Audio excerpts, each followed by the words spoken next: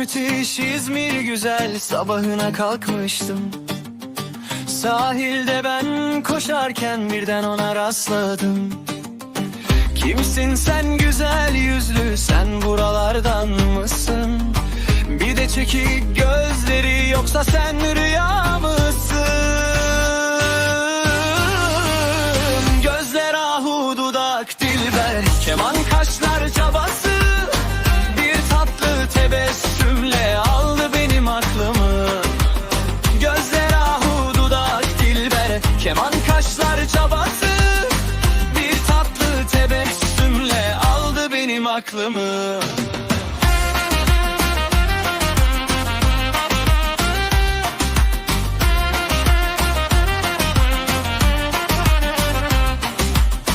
Tamam dedi, olabilir, içeriz belki kahvede. Öyleyse buluşalım yarın aynı saatte. Yürek pır pır bekliyorum, elimde çiçekler. Çekik gözlü neredesin, geç mi kaldın biraz sen? Gözler ahu dudak dilber, keman kaşlar çabası, bir tatlı tebessümle aldı benim aklımı. Gözler ahu dudak dilber, keman kaşlar çabası, bir tatlı tebessümle aldı benim aklımı.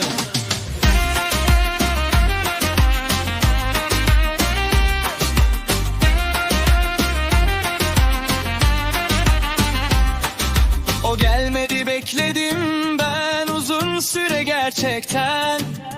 Oysa olabilirdi aramızda bir şeyler. Tam kalktım gidiyordum, yanağımda o Buse. 10 yılımız doldu bak, çekik gözlü mucize. Gözler ahu dudak dilber, keman kaşlar çabası, bir tatlı tebessümle aldı benim aklımı. Gözler ahu dudak dilber, keman kaşlar çabası, bir tatlı tebessümle aldı benim aklımı.